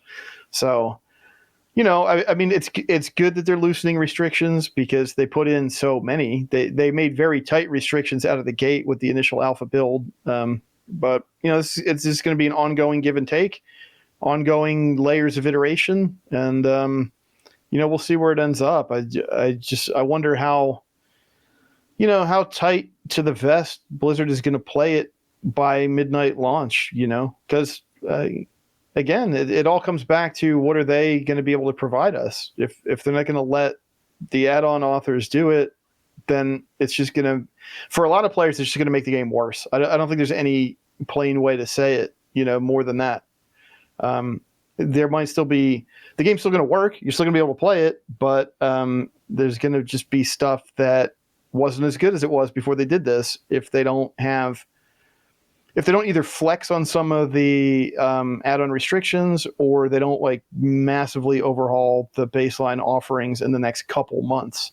So, we'll see. It's going to be a journey. We'll see where we end up. Yeah, I'm curious myself to see where we end up with that. But speaking of add-on stuff, we actually got an email, and the email that came in, I wanted to fit into this episode since we were chatting about it. This comes in from Rob and says, on your discussion, thoughts from a tank add-on dev. Says, hi both, I just wanted to reach out after listening to your segment on add-ons and Blizzard's direction with API restrictions. I've been developing, or was developing more accurately, an add-on focused on counterplay and survivability for tanks. It gave instant in-game feedback on cooldown usage, active mitigation uptime, and aimed to remove a lot of the learning barrier for new and returning tanks. It's a real shame to see Blizzard moving in this direction because there's a huge gap in how players are taught to tank. And this add-on was built specifically to help close that gap. With the new API limitations, it simply can't function anymore.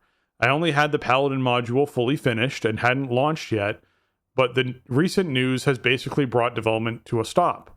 I just wanted to highlight this perspective from someone who's actively trying to build something to help solve one of Blizzard's biggest issues in teaching tank gameplay.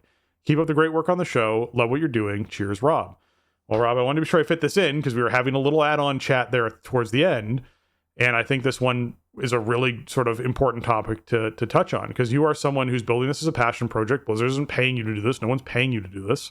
You're building this because you see a gap, similar to when Jason and I started doing this podcast. We saw a gap in what was, being communicated to the community. We heard people were not knowing what to do in this week in World of Warcraft and complaining about nothing to do in World of Warcraft. And so we filled that gap with what's going on this week, and people have loved that. And you're doing a similar thing of saying, hey, there's a gap in teaching players. Well, first of all, in how many tanks there are out there. It's always an on-demand thing inside Mythic Plus and everything else, is finding tanks to tank things. And a lot of that comes down to the intimidation of being a tank and how to play a tank well. And you were trying to solve that problem. So I can certainly empathize with what you were trying to do. And I think it's important for, Blizzard to recognize and hear that you have people who are building these projects that are supposed to be, essentially helping the player base solve a problem that Blizzard isn't currently actively working towards solving in any kind of public-facing way. So it's unfortunate that we see these changes coming in with add-ons, because it's kind of halting your progress and what you want to do to help the player base.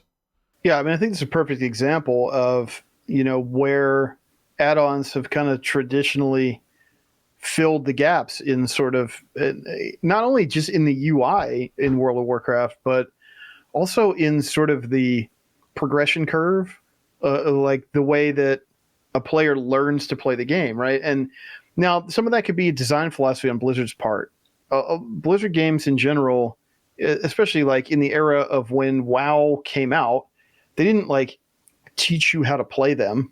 There wasn't some tutorial that showed you how to do like a StarCraft build order or something, right? It was sort of this closed box, and it was like you figure it out and you put your resources together with other players and online and whatever, and you see what works for other players, and then you incorporate that or whatever.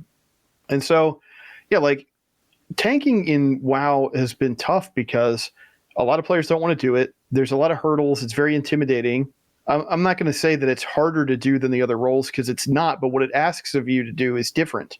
It's a different skill set. It's a different mindset. And some of what you need is stuff that exists outside of the literal like moment-to-moment thing you're doing in the game, right? You need knowledge of like how to route your way through this dungeon, or like you need knowledge about how to handle this boss mechanic or whatever. You're sort of in, your group expects you to sort of be in charge of like setting up the fight. Like, how is this going to work? Who's going to go where? Where's the boss going to be? What happens next? How do you prepare yourself for the big tank hit? Like, what do you do? These are things that, the game is sort of ambivalent as to whether or not you actually do this stuff or learn how to do it, right? And so for some players, that's real intimidating. So, with the kind of add-on functionality that Rob is describing, this could really help solve the tank shortage problem that always affects the game. You don't even need that many tanks, right? Like, there's pretty much never a situation where you want more than 2 tanks for like general raid gameplay. There's the occasional 3 tank strat on a raid fight or whatever, but that affects like a relatively small part of the overall population. The game is designed to have not very many tanks per the size of the group. And it's still hard to find them sometimes because of these intimidation factors and because it's hard to learn. And so here's somebody who was working away on something that could have had a real impact on solving that problem. If the add-on got some traction and people liked it and people started using it and the word got around, then like, hey, guess what? I have this thing that, I haven't played Guardian before, but let me try it for this dungeon. Right. We need a tank. I'll give it a shot. I have this add-on that'll help me, parse the information that I need in order to survive and play my role. Stuff like this is not going to be possible in this world that we're living in post midnight. And Blizzard's not going to put stuff like this in the UI. Like we can have the discussion like, well, there's stuff WeakAuras does that the UI doesn't do, but like maybe they'll do stuff, or maybe they'll have, a buff tracker or a cooldown manager hook into the plates that they're doing. Yeah, I think something like that is reasonable. Something like, hey, an add-on that helps tanks like learn how to use their active mitigation and cooldowns. Yeah, Blizzard's going to incorporate something like that. Like, they're not going to. Yeah. Like I can kind of say with confidence that I can't see them moving in that direction. So it's like I was just saying, like I think it just makes the game worse ultimately. I'm not sure what the big upside is here, right? Like that's I guess that's the part that I'm having trouble understanding. Like, what is the win for Blizzard by putting these restrictions in place? And I'm not sure what it is. And I hope in Rob's case that maybe as stuff gets loosened up a bit and moving forward, maybe his project can continue, and maybe we can see a tool like that come in, and it can be valuable for people who want to learn how to play tank but are intimidated by what's being asked of them. I think that would be great. So yeah, fingers crossed that maybe they rethink some of this stuff when it comes to communicating to the player about what is happening to their character in combat. You know what I mean? Yeah, well, even if some of the restrictions look like, hey, we're going to make it so that when you are not in a group at all, like you're not in a party at all, there's very, very few restrictions. So you can have all sorts of rotation guides and tracking information, etc., that you could use add-on wise to just walk up to a target dummy and beat on, or be out in the open world fighting elites or a world boss or whatever it is by yourself, and actually be able to track a lot of this stuff and record a lot of information about it to try and improve. Because I don't know how that would potentially, affect anything in group stuff other than it's a way to train your character to play better without being in a group and affecting that. So like maybe you see a restriction like that lifted. Maybe there's much better things where it records a whole bunch of data while you're in combat, but then after combat, it's able to give you a lot more analysis and overview of what happened, similar to what something like Warcraft logs or etc. would do, except more of an in-game built-in option of, hey, right away, like you had a pull on a boss, that pull didn't go great, the pull ends, you get a pop-up report that says, hey, you should be using shield block more often. You're only using it 60% of the time, or whatever it is, right? And you go, oh, okay, this next pull, I'm going to be sure I hit shield block more often. Or, hey, you're not standing in Consecrate when you need to be standing in Consecrate, so you take reduced damage as a paladin. Like, you're outside of Consecrate too often. Like, those sorts of pop-ups or information would be a neat thing to have an add-on be able to do as well, where essentially during combat, it's not going, press this button next, move over here, press that button next, move over there. But when combat ends, it can look at what you did in that previous pull and quickly give you a breakdown of ways to improve. That would be a neat thing to be able to develop as far as that goes too. So hopefully there's some options there that can be sort of alleviated with API changes, because I know they're already playing around with stuff they talk about with Mythic Plus, where they're like, hey, when you're inside a Mythic Plus situation and there's not an encounter active, or you're not in an active PvP match, these add-ons work. And you're like, oh, okay, well, let's do a similar thing inside raids. When you're inside a raid and you're not actively inside a raid encounter or in combat, these add-ons work. Like, that might be a neat thing to do. And part of that could be analysis of what your previous pull was with an in-game pop-up that sort of, guides you on, man, your life bloom was only up 40% of the time. You need to be keeping life bloom uptime up way more than you currently are. Like, be sure you're hitting that more often or whatever it is, right? Like, that would be neat pop-ups to be able to get from an add-on outside of combat to try and improve on your next pull. So, yeah. We'll see what they do with it. Yeah, and again, I don't see that being something that Blizzard ever incorporates baseline. Ever. Yeah, ever. It's just not their philosophy. It's not the way the game. They don't design the game to really teach you how to play it at that level. They may teach you like, here are the activities you should go do. Here's a way you can get more power. Here's how this works inside of an encounter or whatever. But when it comes to that kind of minutia about playing a spec, like I can't see them ever just presenting that information to the players. So restricting it from add-ons just means that players just end up with less information. That's it. Yeah. All right. With that, I'd like to take a moment to thank our patrons. They contribute a ton to our show and help us to improve on the content we create. Today, I'm giving a special shout out to Arajian, Anthony, Bradley, Bruce, Chris, James, Garrett, Kapowie, and Shorel. Thank you so much for all that you give, as well as all of our patrons, past and present.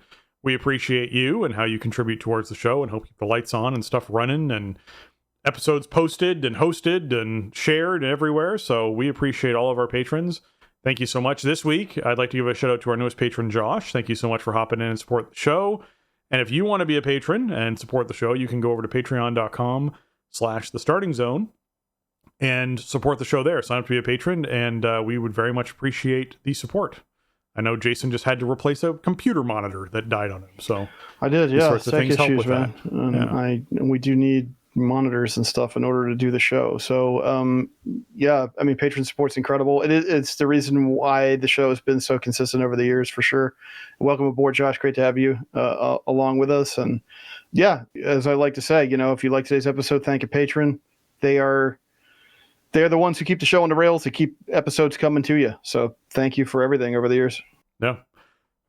All right, with that, another great way to support the show is leaving us those 5-star reviews over on your iTunes, your Apple Podcast, or Spotify. We appreciate it. We know that we have people listening over on Spotify because we get reviews every now and then from them too. So thank you so much. Or people say that's how they found the show, which is always neat to see too. I think with our giveaway that we did last week and have winners to announce here shortly, we actually had someone who found us on Spotify, which was very neat too, who had written in. There was a lot of entries, which was really great to sort of comb through the emails and see all the stats. I know Jason accumulated up the scores of which zones people voted for the most when it came to these sort of things, including some obscure entries, which I think was really neat. So Jason, who exactly are our winners and what were the stats around these zones?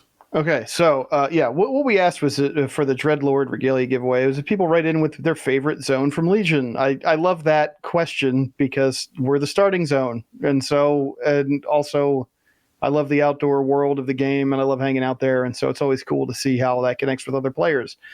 So that was the question. There was no right or wrong answer. We just picked two entries at random. So and our winners were Greg S. and Rich C. So congratulations. I will be contacting you via email to make sure that you have NA or America's OCE accounts, and we'll get you those codes out. And what were the stats? What were the stats overall? Our first winner, Greg, his choice was High Mountain, which was a popular pick. Rich C actually did not specify a zone, but he did write us a TSE theme song to the tune of the 1967 Spider-Man cartoon. So thank you for that. I think that's better than a Legion zone probably. But so actually we had a dead heat at the top for favorite zone between Stormheim and High Mountain. They both clocked in at like 21.5%. Valshara was next, followed by Azuna. And then I think some of the other choices were out of left field, right? Those were kind of the zones I had in mind because those are your leveling zones, right? Those are the ones you level up in. Surmar had 10% of the votes, which I wouldn't consider Surmar in the category, weirdly, even though it is a Legion zone. It is. Just because it's not a level up zone, right? But Surmar was also a decently popular one. Somebody wrote in with Broken Shore, which is a cool answer because it was like the first place you go to in Legion, and then it comes back around. Somebody said Dalaran, which I didn't even consider. I mean, it is like sort of it is technically like its own zone. It's not connected to anything else. You can't experience it anymore, man. It's gone in the live game. So yeah. True. Somebody said Antorus, which was interesting. I didn't consider raid zones in the conversation either. No. But Antorus was a really cool zone, and they said that it was the first tier that they did with their team of friends, and so. Yeah, I can certainly connect with having like memories like that around a particular raid zone or whatever. And then somebody wrote and said all the zones were their favorite, which was great. Just have your cake and eat it too. Everywhere. Yeah, just so that's kind of how the responses broke down. It was great to hear from everybody. We got a lot of really great and thoughtful responses, and it's just cool hearing people either like memories of the zones and like, yeah, when I played Legion, it was like this, or like I love the story elements in this place or whatever. And for some players, it was I wasn't around for Legion, I didn't play it, so I'm just diving into it now for the first time and loving it, or this is what I really connected with just now, going into it in Remix. Really cool stuff to hear, and so thanks everybody who took some time to enter, and congrats to the winners. And yeah, I appreciate it. I'm glad. I hope everybody's having fun in Legion Remix or has fun memories of Legion. And man, it really makes me realize how long ago Legion was. It doesn't really feel like it, but the amount of responses we got that were like, I'm a newer player and I wasn't around for Legion, or I wasn't playing back then, or whatever. It's like, to me, Legion feels like it was just, recently, and it really was not, I mean, I guess it wrapped up in teen. So we were playing it up until about 7 years ago, and that's already a pretty long time, and it launched over 9 years ago already. So I don't know how that happened. I don't know where the time goes, but yeah, it's been cool revisiting it and hearing from so many people about it. So yeah, thanks everybody for participating, and stay tuned. We should be having some more giveaways in the future, and I like this format that we've been doing. Just kind of stashing it at the end of the episode to see who the real diehards are, and I feel like we get some really great responses and stuff from it. So thanks everybody for participating with us. And we appreciate that you listen all the way through. That's the nicest thing, man. It really means a lot that you want every drop of TSZ you can get every week. So we're appreciative of that. All right, with that, that's going to wrap up episode 706 of The Starting Zone. If you want to check out show notes for this episode or leave us a comment on the show, you can head on over to thestartingzone.com, the official website for the Starting Zone podcast. If you want to contact the show and leave us your feedback, you can email us at thestartingzone@gmail.com or reach out to us on Blue Sky at thestartingzone.bsky.social, on Twitter at thestartingzone, or thestartingzone.com/discord. We'll get you over to our Discord server. Jason, where can folks find you on the internet? You can find me on socials over on Twitter at Shieldwald or over on Blue Sky at jlucas.bsky.social. Mostly just post stuff to Blue Sky, but I check both sides, so come say hi in either place. And you can find video channels at twitch.tv/Shieldwald and youtube.com/Shieldwald. Streaming raid nights and stuff mostly, and probably just doing Twitch streams for now. I think the drops are still going on, so you might as well be watching WoW streams on Twitter so you can get your pet. Yeah, you might as well be getting those drops while you can. Absolutely. If you're trying to find me, you can find me on Blue Sky at spencerhd.bsky.social, or you can find me over on Twitter at Spencer_Downey, or on Twitch at twitch.tv/SpencerHD, or on YouTube at youtube.com/@SpencerHD. And with that, for Jason and myself, we want to say thanks for listening, and jobs done.